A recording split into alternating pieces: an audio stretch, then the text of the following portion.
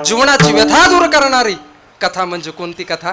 रामकथा आहे. ऐका गड्या, अरे जीवनामध्ये देव असो, परमात्मा असो, भगवंत असो, संत असो, असा माणूस नाही की त्याच्या जीवनामध्ये दुःख नाही. राजा होता, चक्रवर्ती होता, कोण? दशरथ. जगाच्या मालकाचा बाप आहे, कोण? राजा दशरथ. आनंदामध्ये सुखानं संसार थाटलेला आहे, कोण? राजा दशरथानं. पण दुःख आहे जीवनामध्ये. 3 पत्न्या आहेत, 3 बायका आहेत. कोणाला? राजा दशरथाला. महाराज 3 बायका आहेत, पण एका सुद्धा पत्नीला संतान नाही, मुलगा नाही. माणसाला जीवनामध्ये किती असू द्या प्रपंचामध्ये, पण शेवटी काय आहे? दुःख आहे. असलं तरी अनेक वाढतंय. असावा. तुम्हाला 16 एकर जमीन आहे, तुम्हाला अनेक वाढतंय. 4 केली म्हणजे 20चा आकडा पूर्ण होतो. वाढतं का नाही? आशेच्या पायी जन्म जातो माणसाचा. महाराज म्हणतात सर्व सुखाची आशा जन्म गेला, तरी कळालं नाही. राजा दशरथाच्या जीवनामध्ये पदरामध्ये दुःख एका गोष्टीमुळं, संतान नाही. गुरूंकडे गेले आणि गुरूंना सांगितलं, महाराज एकच गोष्टीची खंत आहे हो, दुःख आहे, कारण संतती नाही. म्हणले याच्यासाठी उपाय? गुरु म्हणतात याच्यासाठी उपाय तुम्हाला पुत्र कामेष्टी नावाचा यज्ञ करावा लागेल. कोणता यज्ञ? पुत्र कामेष्टी, पुत्र होण्यासाठी यज्ञ करावा लागेल, वशिष्ठांनी सांगितलं. आणि त्याच्यासाठी सामुग्री तयार करावा लागेल. शिकार करून 3 पशु या ठिकाणी आणावा लागतील. आणि शिकार करण्यासाठी हातामध्ये बाण घेतलाय, धनुष्य घेतलाय आणि राजा शिकारीसाठी गेलाय. शरयू परिसर आहे, शरयू नावाचा भाग आहे आणि त्या भागामध्ये अयोध्या नावाची नगरी आहे. राजा अरण्यामध्ये गेलेला आहे, हातामध्ये बाण धरलेला आहे, धनुष्य धरलेला आहे, धनुष्याला बाण लावलेला आहे, वनात हिंडतोय, शिकार होत नाही. रात्र झाली. म्हणला अरे आता कमीत कमी रात्रच्या पर्व काळाला सुद्धा एखादा पशु आपल्याला मिळेल, त्याची शिकार करून आपण घेऊन जाऊ. रात्र झाली. रात्रचा मध्यान्ह काळ आहे. एका झाडावर बसलेला आहे राजा. पाला पाचोळा आहे, आड पालवी येत आहे, दिसत नाही राजा. आणि त्याच्या भोवती एक तळ आहे. आणि इकडं श्रावण नावाचा बाळ आपल्या मायबापांना तीर्थयात्रा करण्यासाठी मायबापाच्या आज्ञेनं तो निघालेला आहे. कुठं? काशीला. विश्वेश्वराकडे तो निघलेला आहे. मायबापाची आज्ञा होती, बाळा जन्मामध्ये आल्याच्या नंतर एकदा देवाचं दर्शन घडावा रे, देवाचं चिंतन घडावा रे, विश्वेश्वराचं दर्शन घडावा, एवढी विनंती आहे. म्हणून कावडीमध्ये आपल्या मायबापाला घेतलेलं आहे त्या श्रावण बाळानं. आणि तो तीर्थयात्रेसाठी काशीला निघालेला आहे. आणि त्या वनामध्ये त्या दिवशी मुक्काम होता. आणि रात्रचा मध्यान्ह समय काळामध्ये मायबापांना तहान लागली. मायबापांनी विनंती केली, अरे बाळा पाण्या वाचून जीव कासावीस होतोय रे, थोडस पाणी आम्हाला प्यायला मिळेल का इथं बघ. हातामध्ये कमंडलू घेतलेला आहे. रात्रचा मध्यान्ह समय आहे आणि मध्यान्ह समयामध्ये तो श्रावण बाळ निघलेला आहे त्या तळ्यावर. कमंडलू घेतलं, पाण्यामध्ये बुडवलं आणि पाण्यामध्ये बुडवल्याच्या नंतर नैसर्गिक आवाज होतो, बुडबुड बुडबुड. त्या कमंडलूतून त्या पाणी भरू लागलं आणि बुडबुड आवाज निघू लागलेला आहे. आणि तेवढ्या अवस्थेमध्ये त्या राजाला वाटलं या तळ्यावर कोणता तरी पशु पक्षी पाणी पिण्याकरता आलेला आहे. त्या आवाजाच्या दिशेनं धनुष्यामध्ये बाण सजवलाय त्या राजा दशरथानं. आणि तो बाण राजाकडे गुण होता, शब्दभेदी नावाचा बाण. तो गुण असल्यामुळं जिथं बाण सोडला तिथं जाऊन तो बाण लागायचा. राजानं तो बाण सोडला, सर्व दिशे वेगानं तो बाण निघलेला आहे. आणि निघल्याच्या नंतर माझा श्रावण बाळ कमंडलू मध्ये पाणी भरत होता. पाणी भरत असताना तो बाण सरळ आला आणि आल्याच्या नंतर माझ्या श्रावण बाळाच्या छातीमध्ये येऊन तो बाण घुसतो आणि श्रावण बाळ अर्धा त्या पाण्यामध्ये पडतो. छाती वरी आहे, पाय खाली पडलेले आहेत त्या पाण्यामध्ये आणि रक्ताच्या थारोळ्यामध्ये तो श्रावण बाळ पडलेला आहे. महाराज एका हातामध्ये कमंडलू आहे आणि त्या बाणाला एका हातानं धरलेला आहे श्रावणानं. आणि बाण हलवतोय, खाली गेलेला आहे बाण हृदयापर्यंत उपसण्याचा प्रयत्न करतोय. जसा जसा उपसतोय तसं तसं रक्ताच्या चिरकांड्या त्या छातीतून बाहेर येतात. दुःख आहे, मायबापापर्यंत जावं लागन, वाचावं लागन, मायबापाला पाणी द्यावं लागन. जीवनामध्ये आशा आहे, अपेक्षा आहे. महाराज आनंदामध्ये बाण काढतोय, बाण काढण्याचा प्रयत्न करतोय, बाण निघत नाही. अचानक तो बाण काढला आणि बाण काढल्याच्या नंतर खाली पडलेला श्रावण आहे आणि जोरानं आवाज केलेला आहे, किंचाळलेला आहे. आवाज किंचाळल्याच्या नंतर राजा दशरथाला लक्षात आलं, आपल्या हातानं कोणत्या पशु पक्षाला बाण लागला नाही, कोण्या तरी चांगल्या व्यक्तीला हा बाण लागलेला आहे. आवाजाच्या दिशेनं राजा दशरथ पळत गेलेला आहे.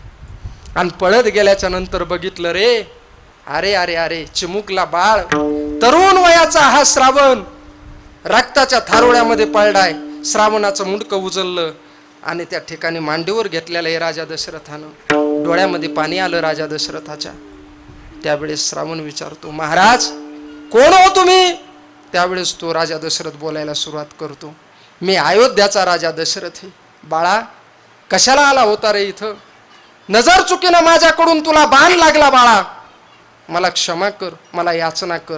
त्यावेळेस श्रावण बाळ म्हणतो, महाराज तुम्ही राजे आहेत, माफ करा, विधीचं विधान आहे, चुकत नाही कोणाला, पण मरताना शेवटची माझ्याकडे वेळ कमी आहे, माझी शेवटची विनंती आहे, माझे मायबाप आंधळे आहेत, माझ्या मायबापाला माझ्याशिवाय कोणी नाही, माझी विनंती आहे, माझ्या मायबापाला तहान लागलेली आहे, शेवटची विनंती आहे, माझ्या मायबापाला पाणी द्या, माझ्या मायबापाला पाणी द्या आणि माझ्या मायबापाला पाणी पाजा, नाहीतर माझे मायबाप मरतील. शेवटची विनंती श्रावण राजा दशरथाला करतोय. महाराज विनंती, माफीची याचना केली राजा दशरथानं. सांगितलं श्रावणानं, जा तुम्हाला माफ केलंय, पण माझे मायबाप तुम्हाला माफ करणार नाहीत, कारण त्यांचा पुत्र वियोग आहे. महाराज राजा दशरथाला निघू वाटत नव्हतं. कसं मसं पाणी घेतलं कमंडलूमध्ये आणि राजा दशरथ त्या श्रावण बाळाच्या मायबापाच्या दिशेनं निघलाय. थोड्या वेळामध्ये श्रावण बाळाच्या मायबापापाशी राजा दशरथ येतो, हातामध्ये कमंडलू घेतलंय, बोलत नाही, बोलण्याचा प्रयत्न करतोय, बोलू वाटत नाही, एखादा शब्द बोलावा तर या श्रावणाच्या मायबापाला कळन की अरे हा माझा श्रावण नाही, हा दुसरा कोणीतरी आहे, म्हणून ते पाणी पिणार नाहीत. महाराज दशरथाला पडलेलं कोडे. त्यावेळेस मायबाप विनंती करू लागलेले आहेत, एकमेकांना बोलू लागलेले, अरे आपल्या श्रावणाला काही झालं तर नसल, श्रावणाला वेळ कसा लागला असल, श्रावण का आला नसल, श्रावणाला कोणत्या तरी प्राण्यानं हिंसा तर केली नसल, श्रावणाचा वध तर झालं नसल. महाराज काय मायबापाचं प्रेम आहे हो जगाच्या पाठीवर. मायबापाला 9 महिने ती माय लेकराला पोटामध्ये सांभाळती आणि लहानाचं मोठं करती. पोटाचा गोळा आहे त्या माईचा, पोटाचा गोळा आहे त्या बापाचा. मायबापावर प्रेम किती असतं हे फक्त त्या मायबापाला माहित असतं. लेकरावर लेकुराचे हित झाले माऊलीचे चित्त, ऐशी कळवळ्याची जाती करी लाभाविन प्रीती. अरे एवढं दुःख पदरामध्ये आहे, माझ्या श्रावणाला काय झालंय, एकमेकांना विचारू लागलेली आहेत. आणि तेवढ्यामध्ये राजाला थांबवलं नाही. राजाला बोलावा वाटलं, म्हणले आता नाही बोलावं तर यांचा जीव कासावीस होईल आणि आधीच मरून जातील. त्यावेळेस राजा सांगतो, पाणी प्या. अहो त्यावेळेस पाणी घ्या म्हणल्याच्या नंतर, पाणी प्या म्हणल्याच्या नंतर आवाज बदलला आणि त्यांनी विचारलं, पाणी घ्या म्हणणारा तू कोण, माझा श्रावण कुठे? त्यावेळेस राजा दशरथाला बोलता येत नव्हतं. राजा म्हणत होता, महाराज माफ करा, तुमचा श्रावण या जगामध्ये राहिला नाही, माझ्या नजर चुकीनं माझ्याकडून फार मोठं चूक झाली आणि त्या चुकीचा बदला मला कुठंच मिळणार नाही, मला ते भोगावं लागलं, माझ्या चुकीला माफी नाही, माफ करा. काही काही चुकी अशा असतात तिथं माफीच नाही. महाराज डोळ्यामध्ये पाणी, विनंती केलेली आहे राजा दशरथानं, पण मायबापाच्या दुःखापोटी मुलगा गेल्याचं दुःख पचवता येत नाही श्रावणाच्या मायबापाला. म्हणून त्या श्रावणाचे मायबाप शाप देतात त्या राजाला, राजा तो आमच्या लेकराचा घात केला, आमच्या लेकराला मारलो, आज आमच्या लेकरा वाचून आमचा जीव कासावीस होतो, पाणी पित नाही, आणि माझ्या मायबापाच्या आमच्या लेकराच्या प्राणामुळं आम्ही कासावीस होऊन आज प्राण सोडतोय. तशी तुझ्या जीवनामध्ये आम्ही आज तुला शाप देतो की तुला सुद्धा आमच्यासारखा पुत्रयोग प्राप्त व्हावं, आणि पुत्रयोग प्राप्त झाल्याच्या नंतर तुला सुद्धा या दुःखामध्ये मरावा लागल. शाप दिला कोण? राजा श्रावण बाळाच्या मायबापानं. महाराज त्या ठिकाणी म्हणले, कर्म चुकत नाही, रामालाही नाही आणि राजा दशरथालाही नाही. महाराज म्हणतात, चौघे पुत्र त्या दशरथा, अंतकाळी एकही नव्हता, कर्मे दशरथ वियोगे मेला, कर्मे रावण क्षय पावला, आणि वियोग घडला सीतादेवी. कर्म चुकत नाही म्हणून पुत्रयोगाचा शाप राजा दशरथाला. राजा घरी आला, एकांतामध्ये राजा दशरथ रडू लागला, माझ्याकडून निष्माप लेकराचा बळी गेला. काही कौशल्याकडे जात नाही, सौमित्राकडे जात नाही, आणि कैकेयीकडे येऊन रडतो. कोण? राजा दशरथ. आणि सांगतो दुःख, अरे आज माझ्याकडून एका लेकराचा निष्पाप बळी गेला, या जीवनामध्ये प्रायश्चित्त नाही, काय करावं लागेल? आणि त्यानं तर शाप दिलाय आपल्या जीवनामध्ये, पुत्रयोगाचा शाप आहे. पुत्रयोगानं दुःख होऊन तुला मरावं लागेल. शेवटच्या टायमाला पाणी पाजायला सुद्धा तुझे लेकरं तुझ्याजवळ नसतील, एवढा मोठा शाप. महाराज मग विनंती केली. त्याच्यानंतर राजा दशरथाला, त्याच्यानंतर सौमित्रा, कैकेयी आणि कौशल्या यांच्या पोटी 4 रत्न जन्माला आले. आणि त्याच्यापैकी आज रामनवमीचा पर्व काळ माझ्या प्रभू रामचंद्रांनी निवडला. कोणाच्या पोटी? कौशल्य मातेच्या पोटी. 15 तिथीपैकी 15 मुहूर्तापैकी एक मुहूर्त आजची नवमी. आणि नवमीचा पर्व काळ, या नवमीच्या पर्व काळावर मध्यान्ह समय दुपारी 12 वाजता महाराज प्रभू रामचंद्राचं जन्माचं अवतार्य कार्य. आजचा एवढा पवित्र दिवस, सूर्योदय उघडल्याच्या नंतर, सूर्योदय झाल्याच्या नंतर पहिला आनंद झाला. कोणाला?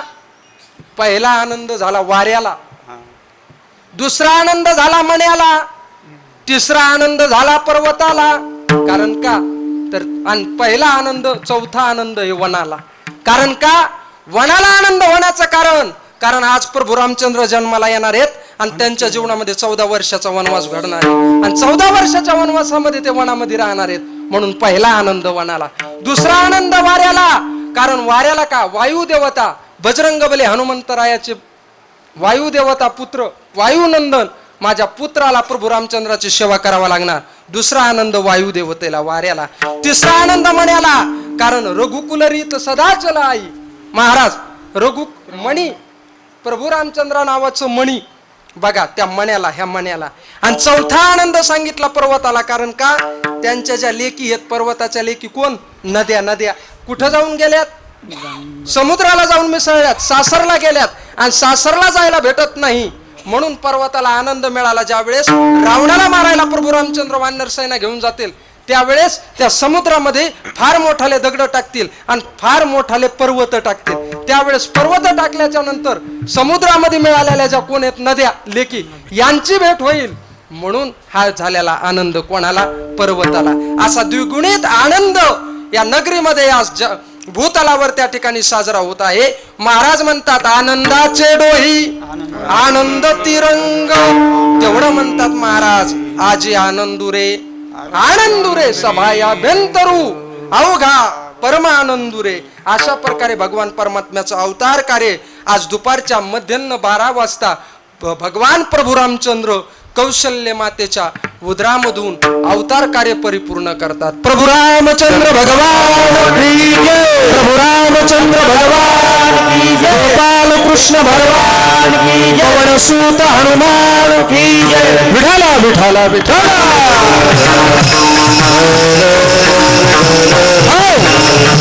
अशा प्रकारे प्रभू रामचंद्राच्या जन्माचा अवतार कार्य झालंय. आपलं कीर्तन 10 मिनिटांमध्ये थांबतोय.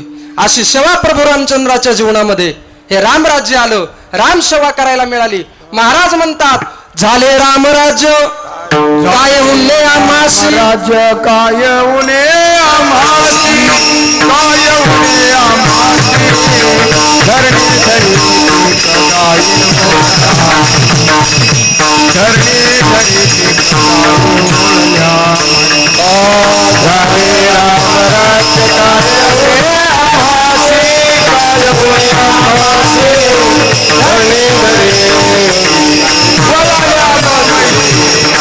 धरणी धरी राम वेणू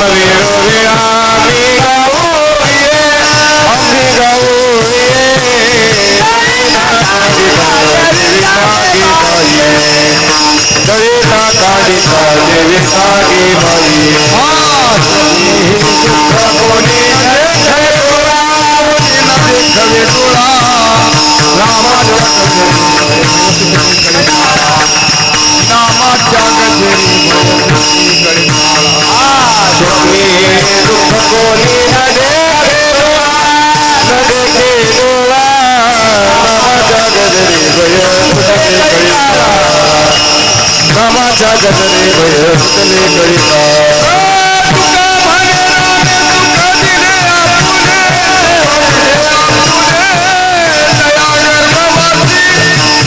गर्भवती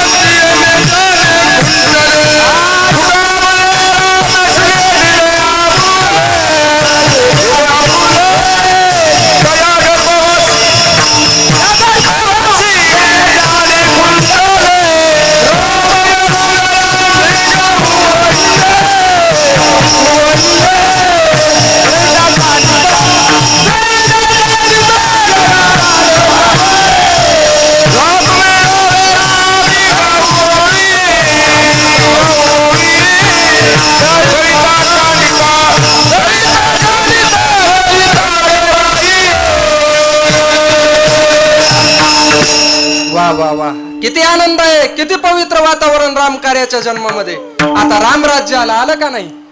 काय उन्हे आहे, काय कमी आहे? रामराज्य आल्याच्या नंतर काय जीवनामध्ये कामे आहे, काय जीवनामध्ये जीवाला कमी आहे?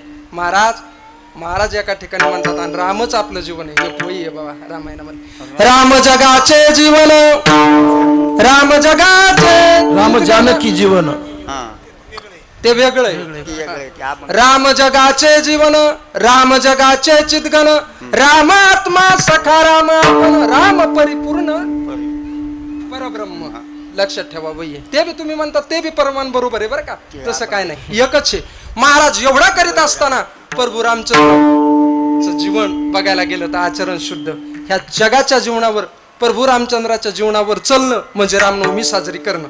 कारण जगाच्या पाठीवर प्रभू रामचंद्रासारखा नियम तत्व कोणाचं नाही. एक बाणी, एक वचनी आणि एक पत्नी, 3 कार्यामध्ये प्रभू रामचंद्राचं योगदान जीवन. आणि झालं रामराज्य, आलं रामराज्य, सर्व रामराज्यामध्ये आनंदी आनंद आहे. आणि आपलं पहा, मला काय भाग्य आहे, महाराज गुढी उभारली आज, बरोबर आहे का नाही? आणि मला तर वाटतंय पूर्ण गावामध्ये गुढ्या उभारल्या ना. किती गाव सोडून एकदा टाळी वाजवा, हेच आपलं रामराज्य. महाराज म्हणतात गुढिया तोरणे करती कथा गाती गाणे. कारण का? माझ्या मालकाचा जन्म आहे. आज मालकाची सेवा करायला मिळाली, प्रभू रामचंद्राचं दर्शन झालं. थांबायचंय आपल्याला.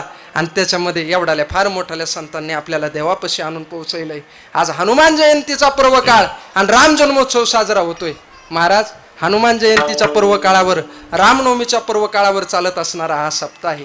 काय भाग्य आहे आपलं. तरुण मंडळींनी हे नियोजन केलेलं आहे. काय सुंदर मंदिर आहे, काय पवित्रता आहे. राहा यांच्या सानिध्यामध्ये, तुमच्या जीवनाचं कल्याण होऊन जाईल. कारण तुम्हाला 2 संत मिळाले, एक बालानंद स्वामी मिळाले आणि दुसरे संत, सगळ्यात श्रीमंत संत. मी प्रत्येक कीर्तनामध्ये सांगत असतो, असं एकही गाव नाही की त्या संताचं त्या गावामध्ये मंदिर नाही. ते माझे बजरंगबली, मारुती राया, हनुमंत राया आहे का? सगळ्यात सुंदर देवता, सगळ्यात श्रीमंत देवता. महाराज सगळ्यात श्रीमंत देव कोणता? बरोबर आहे. एक जण बालाजी मानला, काहून तो लय पैसा यायलाय. मग मला सांगा, बालाजी मानल्याच्या नंतर बाबा मी त्याला प्रश्न विचारलं, बालाजी कस काय? म्हणलं लय पैसे आहेत, लय दान धर्म आहे. मी म्हणलं बालाजी श्रीमंत म्हणतो तर सांग बालाजीचे किती मंदिर आहेत? चौकदार महाराज किती मंदिर आहेत बालाजीचे? मी बालाजीला मानतो बर का. हा, तुम्ही म्हणता महाराज बालाजीला मानित नाही का? बालाजी सुद्धा माझ्या बजरंगबलीचा अवतार आहे. लक्षात ठेवा. लय झालं तर बोट मोजता इतके मंदिर आहेत. कोणाचे? बालाजीचे. मग आता मला सांगा, मारुती रायाचे किती मंदिर आहेत जगाच्या पाठीवर? असं गाव नाही की त्या गावामध्ये माझ्या बजरंगबली हनुमंतरायाचं मंदिर नाही. का? त्याचं कारण आहे, माझ्या बजरंगबली हनुमंतरायानं प्रभू रामचंद्राची सेवा केली आणि रामाची सेवेमुळं आज जगामध्ये नाव झालं. तसं तुमच्या आमच्या जीवनामध्ये प्रभू रामचंद्राची सेवा झाली पाहिजे.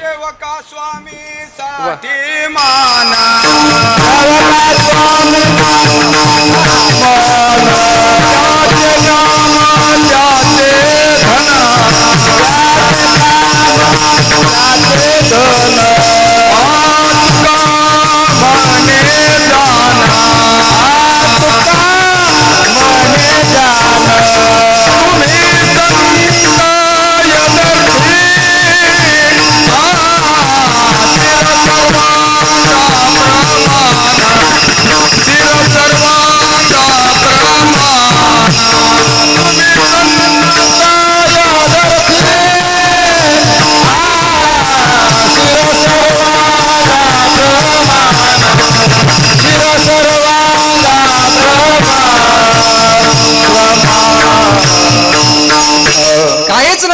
सेवा केली माझ्या मालकाची, काय गोड प्रमाण दिलं. पुन्हा महाराज म्हणतात दासत्व निकट हनुमंत पै केले म्हणून देखिले रामचरण. प्रभू रामचंद्राच्या चरणाची सेवा.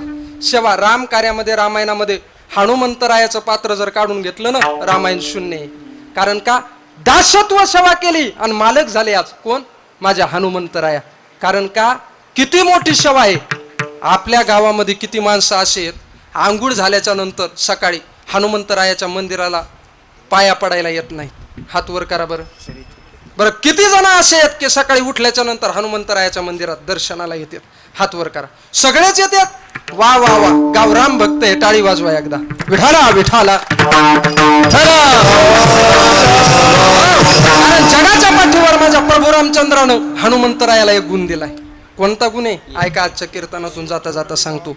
यश थोरविला मारुती विभीषण केला लंकापती. अरे यश नावाचा गुण तुमच्या जीवनामध्ये काही कार्य करायचं असेल आणि कार्य करायच्या अगोदर तुम्ही हनुमंतरायाचं दर्शन घेऊन जा. आणि हनुमंतरायाचं दर्शन घेऊन गेल्याच्या नंतर तुमच्या जीवनामध्ये आणि तुमच्या कार्यामध्ये अपयशच येणार नाही. आणि जीवनामधले जेवढे दुःख आहेत का, दुःख दूर करण्याची ताकद माझ्या हनुमंतरायामध्ये. आपण हनुमान चालीसा सुरू केली आजूबाया. दर शनिवारी तुम्ही हनुमान चालीसा घेता. त्याच्यामध्ये एक दोहा आला, नासे रोग हरे सब पीरा जगत निरंतर. आणि सगळ्या सुखाची प्राप्ती करून देणारं दैवत आणि संत कोणते असतील तर ते माझ्या हनुमंतराय आहेत. त्या ठिकाणी म्हणले सब सुख लहे तुम्हारी शरणा तुम रक्षक काहू को डरना. अरे तुम्ही माझ्या सोबत असल्याच्या नंतर कोणत्या गोष्टीची भीती आहे? अरे जगाला काळानं खाल्लंय, पण हनुमंतराया तुम्ही त्या पायामध्ये त्या काळाला बांधलंय.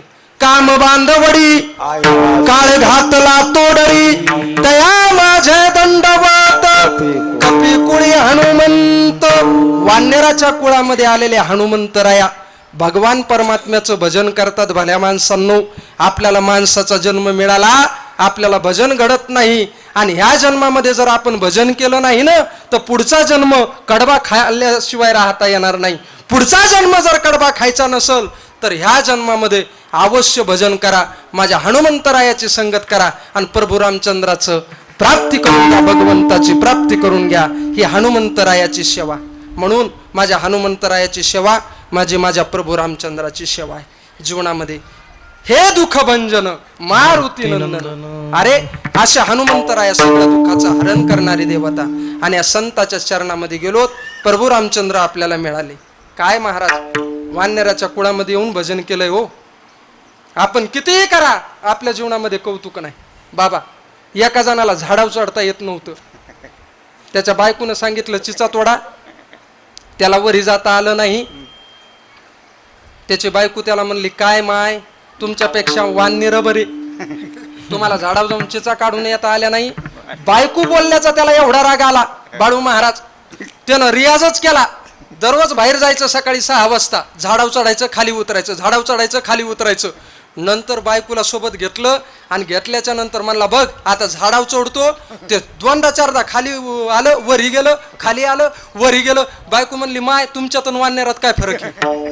कसंही करा कौतुक नाही प्रपंचात. एक जणाची बायको म्हणली, अहो लयच तुमचे केस वाढलेत, लय आश्वाला सारखे दिसायला, दाढी गिडी करून या लग्नाला जायचंय. ते गेलो, दाढी केली, टक्कल केलं. म्हणला आता बरा दिसायलो का? म्हणला काहीच नाही, आता बाळा त्यातल्या लेकरासारखेच दिसायला. हाय का कौतुक? महाराज इथं नाही, पण माझ्या परमात्म्याच्या सेवेमध्ये जा, संताच्या सेवेमध्ये जा. वानर कुळामध्ये येऊन भजन केलंय आणि देवाची प्राप्ती करून घेतली माझ्या हनुमंतरायानं आणि गोड करून घेतलंय भजन. अरे युद्ध लागलं आणि युद्ध पर्व काळामध्ये हाडामासाचा गोळा माझ्या हनुमंतरायाच्या पायापाशी येऊन पडला. आणि पडल्याच्या नंतर तो बघितला माझ्या हनुमंतरायानं, तो गोळा उडत होता हाडामासाचा. आणि उचलल्याच्या नंतर तो कानाला लावला आणि कानाला लावल्याच्या नंतर त्या हाडामासाच्या गोळ्यातून राम नावाचं भजन ऐकू येत होतं, राम नावाचा ध्वनी ऐकू येत होता. लक्षात आला, अरे हा हाडामासाचा गोळा कोणाचा नसून एखाद्या चांगल्या राम भक्ताचा आहे, एका वैष्णवाचा आहे. विचारलं त्या हाडामासाच्या गोळ्याला, बाबा कोण आहेस रे तू? त्यावेळेस तो हाडामासाचा गोळा माझ्या हनुमंतरायाला बोलू लागला, मालक मी तुमच्या कुळामधला आहे, वानराच्या कुळामधला मी आहे. आणि वानराच्या कुळामध्ये असताना युद्ध प्रसंगामध्ये त्या कुंभकर्णानं माझी अवस्था केली. मी गंधमादन आहे. काय भक्तीचा त्याचा सुगंध दरवळत होता. आज फॉग नावाचे नाना प्रकारचे सेंट लोक मारतात, सुगंध दरवळत नाही. पण भक्तीचा सुगंध, नामचंदनाचा सुगंध आयुष्यभर जीवनामध्ये दरवळतो, हे लक्षात घ्या. महाराज ते सुगंध एवढा दरवळत होता त्या हाडामासाच्या गोळ्याचा. त्या गंधमादनानं सांगितलं, हनुमंतराया मालक, युद्धस्कंदामध्ये त्या कुंभकर्णानं मला हातामध्ये धरलं आणि हातामध्ये धरल्याच्या नंतर त्याचं नख माझ्या गळ्यापाशी लावलं आणि गळ्यापाशी लावल्याच्या नंतर सांगितलं, मन एकदाच रावणाचा आहे, जीवनदान देतो, सोडून देतो, मन फक्त एकदा रावणाचा आहे. महाराज गंधमादनानं सांगितलं, मरण पण पक्ष बदलणार नाही. आज लाख रुपये दिलं की लोक ह्या पार्टीतून त्या पार्टीत जातात, निष्ठा नाही. आणि भक्ताची निष्ठा सांगितली, निष्ठावंत भाव भक्ताचा स्वधर्म. मरण आलं तरी चालन पण निष्ठा बदलली नाही पाहिजे. त्याला म्हणायचं वैष्णव आणि त्याला म्हणायचं भक्त. त्यानं सांगितलं, आले हे आकाशावर पडत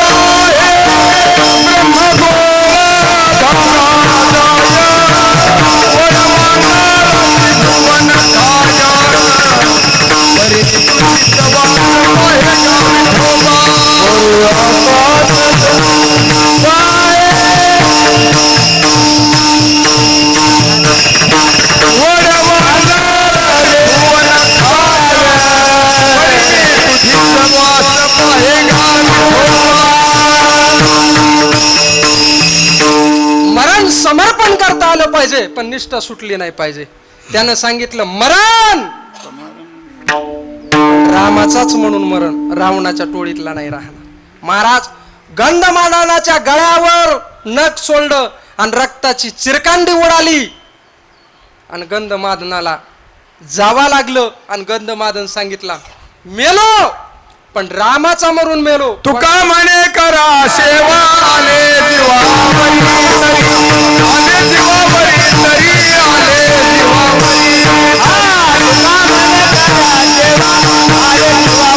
तरी, आले जीवावरी.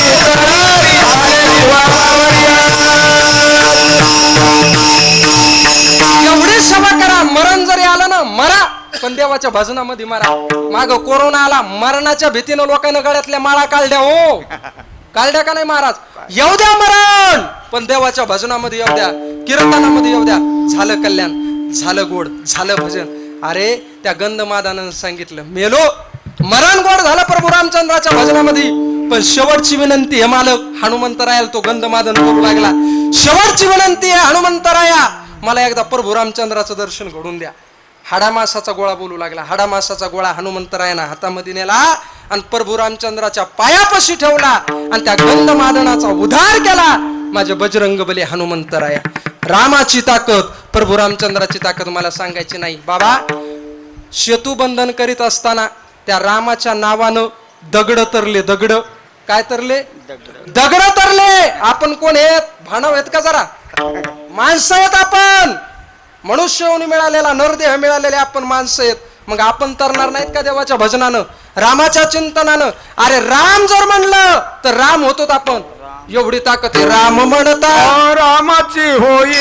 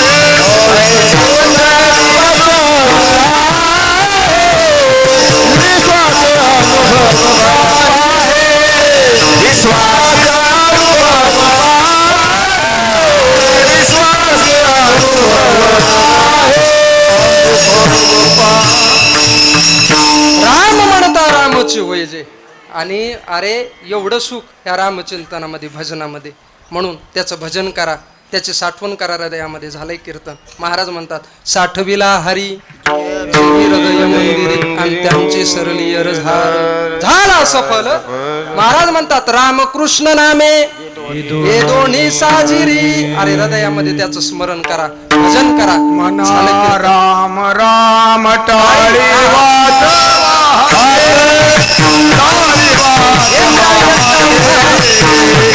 नाचा डोला आपुलिया नाचा डोला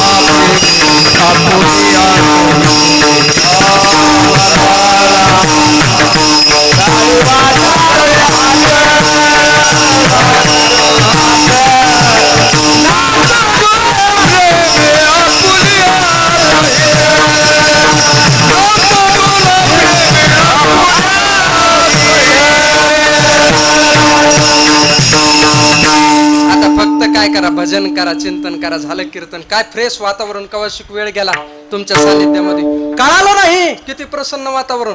नाही तर कधी कधी असे कीर्तनात माझ्या आजोबाया आदित्य दादा लोक येऊन बसतात नाराज.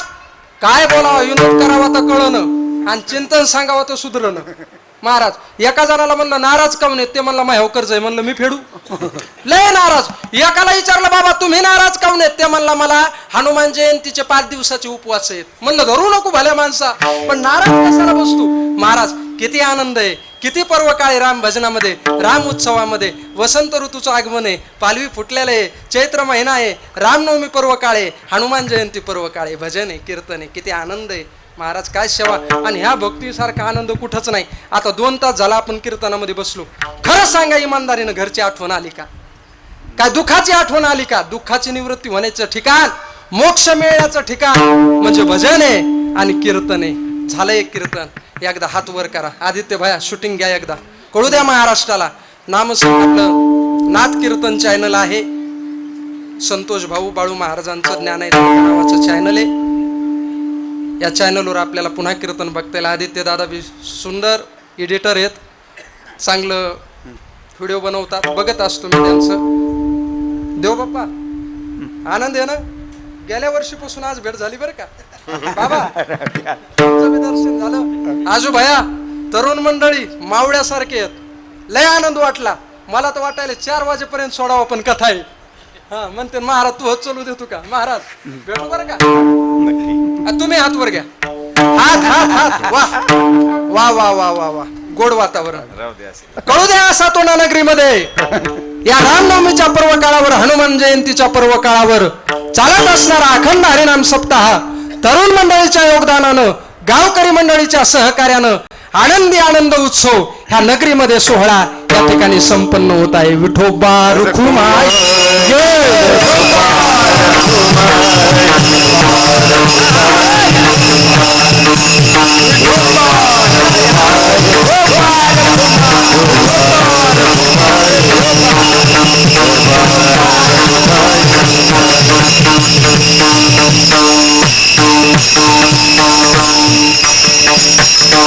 चाल शेवटला घेऊन बघा. झालेली सेवा ग्रामदैवत हनुमंतराया बालानंद स्वामीच्या प्रभू रामचंद्राच्या चरणी सेवा समर्पित करायची. झालेली सेवा समर्पित आहे. झाली सेवा. कार्यक्रमाच्या शुभेच्छा आहेत. रामनवमी पर्व काळाच्या सर्वांना शुभेच्छा आहेत. धर्माची सेवा करणं भगवंताचा अवतार कार्य, म्हणून धर्माची सेवा आपण करा महाराज. कारण तुकोबाराय म्हणतात धर्माचे पालन करणे पाखंड खंडन, हेच आम्हा करणे काम, बीज वाढवावे नाम. धर्माचं पालन करा, धर्म सांभाळा. कारण कोण धर्म सांभाळाय, किती आपली पार्श्वभूमी मोठी आहे.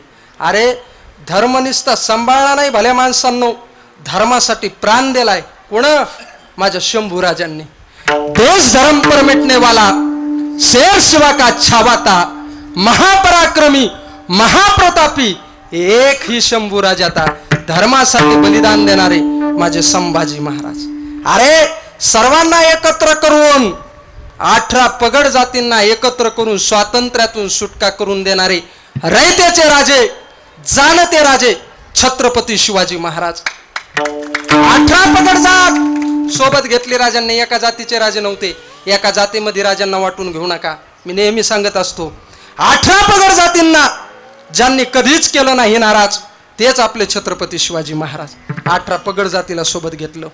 65 किलोची तलवार वागवतो त्याचं नाव यसाजी. 2000 जणांबरोबर खिंड लढवतो त्याचं नाव बाजी. ढाल तुटली तरी लढत राहतो त्याचं नाव तानाजी. वाघाला फाडतो त्याचं नाव संभाजी. आणि या सर्वांना एकत्र मिळून स्वराज्य निर्माण करतात त्याचं नाव छत्रपती शिवाजी महाराज. अरे एवढ्या छत्रपती शिवाजी महाराजाच्या महाराष्ट्रामध्ये स्वराज्यामध्ये आपल्याला हा परमार्थ करायला मिळतो. हा परमार्थ टिकून ठेवलाय तो छत्रपती शिवरायांनी, धर्मवीर संभाजीराजांनी. धर्म सांभाळलाय, बोललं पाहिजे त्यांच्याविषयी. कारण महाराज आज त्यांच्यामुळे देवळात देव सुरक्षित आहे आणि आपण सुरक्षित आहे. छत्रपती नसते तर आजूभाया खाली येऊन बोलू का, मी अनंत महाराज नसतो, मी अब्दुल मया असतो. आणि खाली बसलेले बिस्मिल्ला खा, चलो किधर जाना है, कब्जा किधर करना है. भजनही नाही आणि कीर्तनही नाही. भजन करण्याची ताकद, परमार्थ करण्याची ताकद आपल्याला राजामुळे मिळाली. अरे अब्जावधी देवांचे लाखो मंदिर आहेत, परंतु एकही मंदिर नसताना सर्वांच्या मनात मंदिर केलंय ते आपले छत्रपती शिवाजी महाराज आहेत. मला लोक विचारतात कोण होते तुमचे शिवाजी महाराज, देव होते का कोण होते. मी म्हणतो माझे शिवाजी महाराज देव नव्हते, परंतु माझ्या शिवाजी महाराजामुळे आज देवळात देव आहे एवढं निश्चित आहे. म्हणून माझ्या छत्रपती शिवाजी महाराजाच्या विचारावर जगा. झालंय कीर्तन, भजन करा. लोक येडे झाले आज मोबाईलमध्ये. आजूबाया कळत नाही लोकायला. उठलं की सुटलं मोबाईलचा नाद. पहिला पाहुणा घरी आल्याच्या नंतर विचारायचा कस काय हेत लेकर बाळ, कस काय हे पाणी पाऊस, कस काय हे खुशाली. आता पाहुणा घरी आले विचार तू मोठ्या मोबाईलची चार्जरची लहानी पिणे. लोक मोबाईल मध्ये झाले. म्हणून हे नाद सोडा, भजनाचा आनंद घ्या, हरिनामाचा चिंतनाचा आनंद घ्या. झाली सेवा आपली. आणि जाता जाता सांगू का दादा, परमार्थ जीवनामध्ये सगळ्यात मोठा परमार्थ आपल्या नगरीला माहिती आहे. तो परमार्थ कोणता आहे माहिती आहे का? मला माहित नाही तुम्ही पंढरपूरची वारी करता, मला माहित नाही तुम्ही आळंदीची वारी करता, मला माहित नाही तुम्ही व्रत एकादशी करता का नाही. पण एक सांगू का, जगातला सगळ्यात मोठा परमार्थ कोणता आहे आजच्या कीर्तनातून सांगतो. ज्याच्या जीवनामध्ये, ज्याच्या घरामध्ये ज्याचे मायबाप सुखी आहेत का, जगातला सगळ्यात मोठा परमार्थ त्याचा. म्हणून आपल्या जीवनामध्ये आपले मायबाप कवरक्ष सोबती आहेत. मायन बाप आपल्या जीवनामध्ये लय दिवस सोबती नाहीत आपल्या आयुष्याचे, आहेत तोपर्यंत त्यांची सेवा करा. त्यांना बोलून दुखू नका, त्यांना हाणून पाडून दुखू नका. महाराज मायबाप जोपर्यंत आहेत का तोपर्यंत मायबापाची सेवा करणं जगातला सगळ्यात मोठा श्रीमंत परमार्थ आहे. आणि मी तर तुम्हाला सांगेल, कोटी रुपयाची गाडी घेतली, कोटी रुपयाचा बंगला घेतला, शहरच्या ठिकाणी प्लॉट आहेत, 100 एकर जमीन आहे, मी त्याला श्रीमंत म्हणूच शकत नाही. मग तुम्ही म्हणता श्रीमंत कोणाला म्हणतात? महाराज ज्याच्या घरामध्ये त्यानं मायबाप जर सुखात ठेवले असतील ना, त्याच्या इतका जगात श्रीमंत कोणी नाही. मला आजच्या कीर्तनातून सांगायचंय. आमच्या माता माऊली माहेरची आठवण आल्याच्या नंतर आधी मायबापाची आठवण येते. तुम्ही श्रीमंत आहेत, पण ज्या दिवशी माहेरमधले मायबाप मरतात का, ऐका दादा ऐका, कीर्तन संपलंय. ज्या दिवशी आपल्या माहेरमधले मायबाप गेले ना, संपलं माहेर, संपली दिवाळी. अरे काय मायबाप लेकीसाठी करतात हो. महाराज म्हणतात जीवना वेगळी मासोळी आणि तैसा तुका तळमळी. जगाच्या पाठीवर लेकीवर मायबापा इतकं प्रेम कोणीच करीत नाही. बाप लेकीच्या लग्नासाठी आनंदामध्ये नाचत असतो, जवळ रुपया नसतो बापाच्या. त्या महाराज सावकाराकडे जातो, गावातल्या ज्येष्ठ मंडळीकडे जातो, बाप विनंती करतो. कधी बापाना हात पसरलेले नसतात कोणापाशी, पण लेकीचं लग्न आलंय महिन्यावर म्हणून तो बाप सावकाराकडे जातो, सावकारापाशी हात जोडतो, विनंती करतो, दादा माझ्या लेकीचं लग्न आहे हो, 1 महिनाभर लग्न राहिलंय, मला ₹1,00,000 उसने द्या. महाराज सावकार हे आनंदात देतो. लेकीसाठी हात पसरणारा बाप किती माया असेल, किती दया असेल त्या बापाच्या पोटामध्ये, पण दाखवता येत नाही. कारण महाराज म्हणतात बापाची किती दया आहे. बाप करी जोडी लेकराचे वडी आणि आपुली करवंडी वाळवणी. आनंदामध्ये उसनेवारी व्याजानं कर्जानं पैसे काढतो, रान निघतो, तो बाप असतो रे. पहिल्या काळामध्ये हुंड्यासाठी मायबापानं रान विकून लग्न केले. महाराज माझ्या आजोबांनी, माझ्या आईच्या वडिलांनी 5 एकर रान विकलं आणि माझ्या मावशीचे आणि माझ्या आई वडिलाचे लग्न केले. महाराज काय प्रेम असेल, मी तुम्हाला सांगित नाही कौतुकानं. तुमच्या काळातल्या गोष्टी आहेत या. महाराज रानं विकून लग्न केले, मायबापानं कष्ट केले, कर्ज काढून लग्न केले आणि आनंदामध्ये थाटामध्ये झालं लग्न झालं. गाव आलं, आता लेक निघली आता माहेरला. सगळं गाव जमा झालं लेकीला वाट लावायला. महाराज लेक बसली त्या गाडीमध्ये, कवाड लावलंय, बाप इकडं खांबाला धरलेलं आहे बापानं आणि त्या खांबाला ढसा ढसा बापानं धरून तो बाप रडतोय. लेकीकडे जाऊ वाटत नाही, लेकीकडे जावा तर लेक हांबरडा फोडील. एवढ्या जीवनामध्ये बापाच्या जीवनामध्ये पर्व काळ असतो. मग तेवढ्यामध्ये 4 लोक गाडी थांबवतात, म्हणतात थांबा दादा, यायचे राहिलेत मुलीचे वडील. तेवढ्यामध्ये मुलीच्या वडील मागे असतात आणि येतात आणि तेवढ्यामध्ये ती लेक बघती, कवाड उघडती आणि उतरती आणि उतरल्याच्या नंतर पळत जाती आणि बापाला आलिंगन देती. काय प्रेम आहे त्या लेकीचं त्या बापावर. महाराज झालं, पुन्हा ती लेक त्या गाडीमध्ये बसते, काचवरी घेतात. बाप पुन्हा आता कॅबिन पशी जातो, नवरदेवापशी जावयापशी जातो आणि काच वाजितो बरं का. तेवढ्यात काच खाली घेतल्या जातो आणि जावाई बापू पुढे. बाप हात पसरतो, हात जोडतो. कधीच बापानं हात जोडले नाही कोणासाठी, माझ्या लेकी हो, माझ्या बहिणी हो, माझ्या माते हो, पण तो बाप आज हात पसरतो, हात जोडतो. त्या जावयाला सांगतो, जावाई बापू माझ्या पोटचा गोळा आहे, माझ्या हृदयाचा तुकडा आहे, आज तुमच्या स्वाधीन करतोय. आयुष्यभर माझ्या लेकीला सुखात सांभाळा बरं का, आनंदामध्ये सांभाळा. आजपासून माझी लेक तुमची झाली. माझ्या लेकीला कमी जास्त काही झालं माझ्या लेकीकडून तुमच्या संसारामध्ये, तुमची लेक म्हणून तिचा सांभाळ करा. काही चुकला असल, काही हुकला असल, तिची चूक म्हणू नका, ही माझी चूक म्हणा आणि पदरात घ्या जावाई बापू, माझ्या लेकीला सांभाळा. एवढा बाप विनंती करतो. एवढी सेवा झाली, झाला परमार्थ. मायबापाला सांभाळा, आयुष्यभर दुखू नका. झाला परमार्थ. वैष्णव सदन गावे, सातोना नगरी पवित्र आहे. झालं कीर्तन. आजूभाया श्री हरिभक्त पारायण, गुरुवारी सकाळ आपलं रामेश्वर बाबा, सोबदार महाराज, सर्व महाराज मंडळीच्या वतीनं सर्वांना रामनवमीच्या शुभेच्छा देतो. आमचे आजूभाया, आदित्यभाया, माऊलीदादा, प्रकाशदादा, सर्व तरुण मंडळाच्या विनंतीनं आग्रहानं ही सेवा करण्याचं सद्भाग्य माझ्या पदरामध्ये पडलं. आमचे पवन महाराज जरा आता घ्या ॲडजस्ट करून, आपले आहेत बरं का, आपल्या नगरीचा हिरा आहे, आपल्या नगरीचं वैभव हे उगवतं. रामेश्वर बाबा, पवन महाराजांनी 6-7 महिन्यांना अगोदर तारखी घेतल्या होत्या, त्या 1-2 आता आहेत ते, पण जरा लवकर तारखा घेतल्यामुळे त्या लोकांच्या विषया खावा लागत्या. महाराज लोकांच्या जीवनामध्ये किती अडचणी असतात, महाराज झाल्याच्या नंतर कळतंय. म्हणून कसं असतंय, बोले तैसा चाले त्याची वंदावी. आता त्याच्या बी 5-6 अगोदर तारखी घेतलेल्या आहेत त्यांनी, त्यामुळे त्या बी करणं आहेत आणि तुम्हालाही ते वेळ देणार आहेत, त्याच्यामध्ये काय अडचण नाही. बा आज ही गादी मिळाली, सेवा करण्याचं सद्भाग्य मिळालं. वैराग्यमूर्ती गुरुवर्य नथुराम बाबा केहाळकर यांच्या कृपा आशीर्वादाने ही सेवा आपली समर्पित करायची. झालंय कीर्तन, झालंय भजन. ज्ञानेश्वर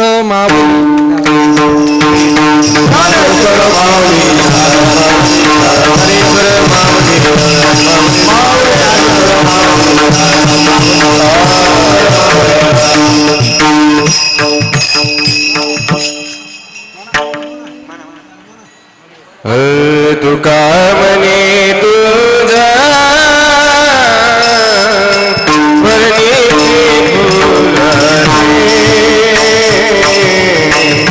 तुका म्हणे तुझा